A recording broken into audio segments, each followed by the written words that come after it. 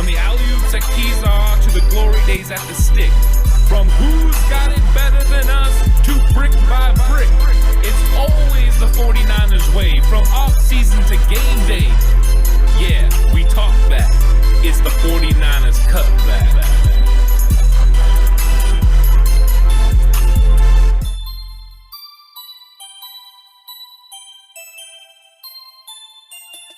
It's 49ers Cutback Podcast time, and I'm super freaking excited about this episode because we're going to be talking about Jaquiski Tartt and Jefferson. Mr. Tony Jefferson.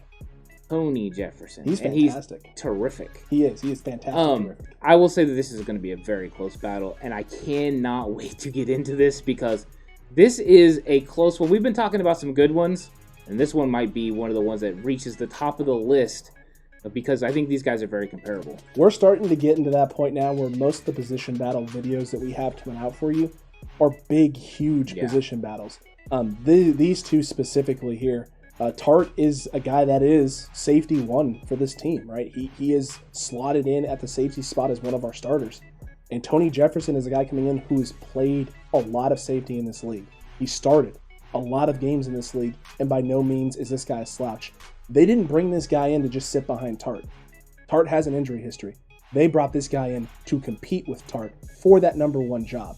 So right now, this position battle by no means is just like some fantasy, we're making this up, we don't have enough content to talk about. I literally had someone tell us that about Travis Benjamin and the Richie James video that we released in that position battle. And he said, you guys are just stretching and reaching that. And I was like, we'll see. We'll see. We don't feel that way at all. We'll see if that ends up being the case or not, and if you are actually right or if you're 100% wrong and Richie James actually doesn't even end up making the roster. That is entirely a possibility. Both of these guys most likely will be on the roster. The question is who's going to be one and who's going to be two. There is an argument to be made for both guys at that one spot. This is not, by no means is this not a reality. Jaquiski Tartt's starting job is at jeopardy. How much jeopardy is going to depend on how healthy Tony Jefferson is. And that guy is completely entitled to his opinion about the position battles. That 100%. is fine. If you don't see it, you don't see it, and you're able to do that. But you know what? We see it. And we see this because they were sniffing around Tony Jefferson a long time ago before he was officially healthy. They were doing it. Richard Sherman was very happy looking at some of the workout videos Jefferson was putting. They were definitely looking at this guy. They had looked at him for a while. They did not think they were getting Jaquiski Tartt back. Tartt was a bonus, but they are preparing in case they couldn't get Tartt back. And what they've done is insulate themselves in case Tartt isn't healthy, it isn't 100%, or doesn't play to the level that he's played in those brief periods where he's played well, because he has played well. It's just never been consistent for 16 games because he can't stay healthy. Tony Jefferson can add to that and be consistent. Now, the real topic of conversation is Jefferson good enough to beat Tartt out? Yes, he is. That's how good he is. Has he recovered from the injury? Yes, he has. So this is going to be real close. He's had that full year off from 2019 where he was able to heal. This isn't a guy coming back from an injury early. He's had the time. He's been able to develop. And he has some real good instincts. He's able to read things. He's able to play in the box. He's able to blitz the quarterback. Something we see from DeMeco Ryans' safeties, it appears. Those are going to be ways that they're going to be used. He can be utilized best in this 49ers defense. He was a great guy to go grab. Tartt is going to have a battle on his hands. I think Tartt is ahead going in early depth chart, but he could easily be outplayed, outshined by Tony Jefferson. I think a lot of people sleep on how good he actually was. Sometimes people in the league only realize how good you are in the area that you play in. So like as far as the North, they'll see it and they'll say, oh, he plays really well there. But on the West Coast, we know Tartt, but no one else really thinks Tartt's that good. He couldn't find the money out there. Can he find the money later? I don't know. He has to play well, but could ultimately Tony Jefferson beat him out? It's very possible indeed. Tony Jefferson does all of the things that you need the 49ers safeties to do in a DeMeco Ryans system. And you may be sitting there going, how could you possibly know what a DeMeco Ryans system looks like? Because it's going to be very similar to a Robert Saleh system, just more aggressive, more diverse, more dynamic in terms of coverages, looks, things of that nature. Tony Jefferson does all of those things. He did all of those things in Baltimore, whether it was in the box, whether it was blitzing, matching up in man, playing deep third in the zone. He does those things. And, 49ers fans, when they signed Tony Jefferson, a lot of people came with the I don't want to say unoriginal talking point, but they came with the prototypical post-2020 talking point, which is another injury-plagued guy. This isn't an injury-plagued guy. This is a guy with one injury. One significant injury in his history in the NFL. This is a guy who stayed relatively healthy for the most part. He's had that full year to recover. He's had the full year to get better and really just hone his body and get himself to where he needs to be. And it looks, by all appearances, that is the case. And if that's true, Jaquiski Tartt, a guy who's had nagging, repeating, reoccurring injuries, could be in a world of trouble, especially if one of those injuries happens early in the year or in training camp. I think, too, you look at their traits and the characteristics they have, and they are so similar. They are. They do a lot of things the same way and very well. They're both physical against the run. They both can cover. Not like the greatest coverage guys. They're not exactly free safety talent that way, but they're strong safeties. They're very good at that. They can get up and body tight ends. There's a lot of things these guys can do very well. So I think the matchup is so close that it's going to be fun. The one thing I didn't hear that I normally hear is this is a camp body when they signed Tony Jefferson.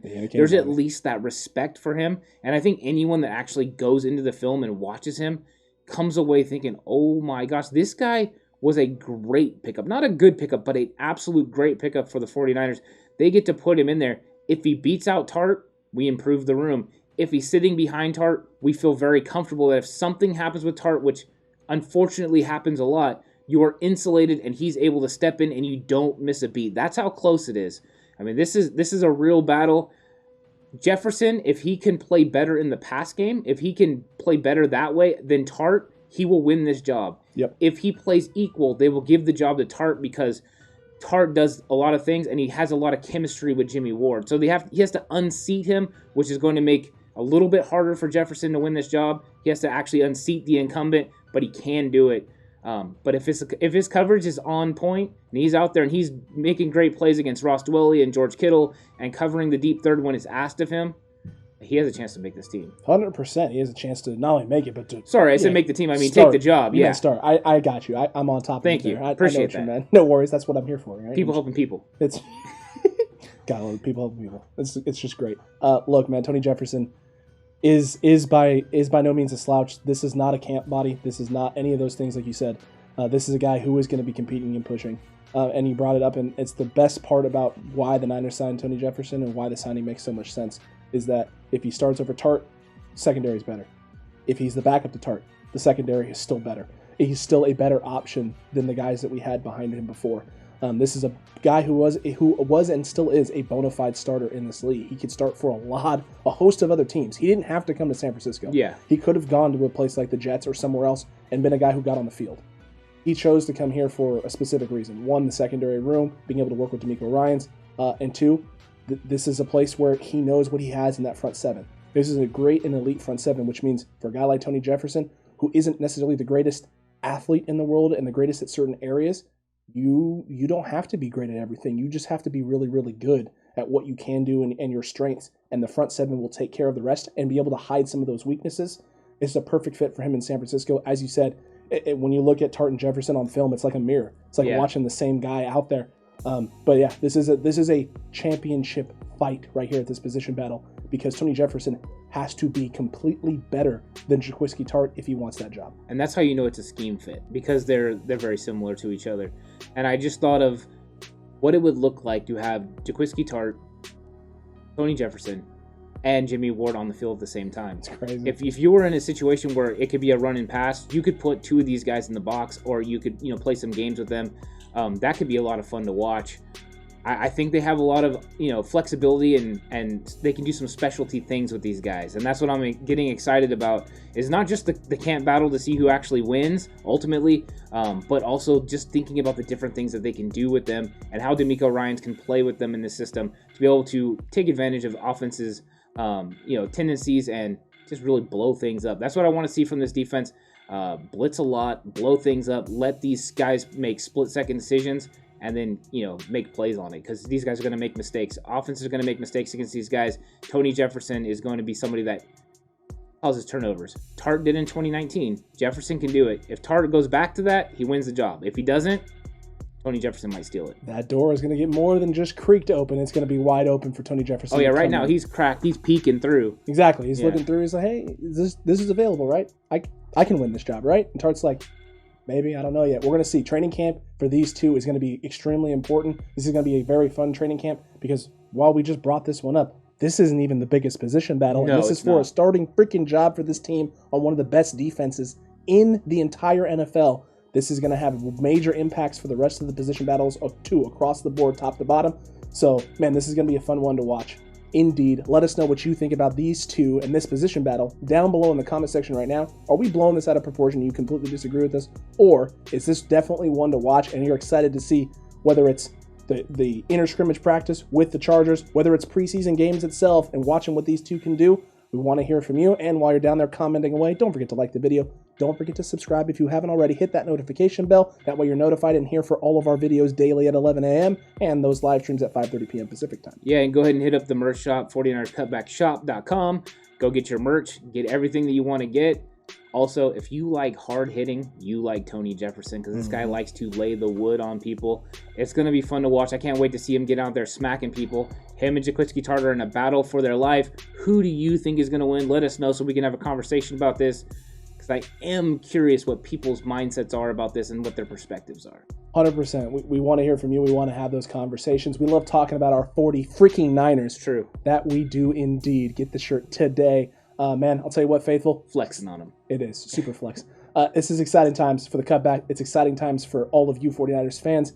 We still got even more position battles to talk about, so we'll see you on the next one. And until that time, you stay safe. Remember, the right way is always the 49ers way.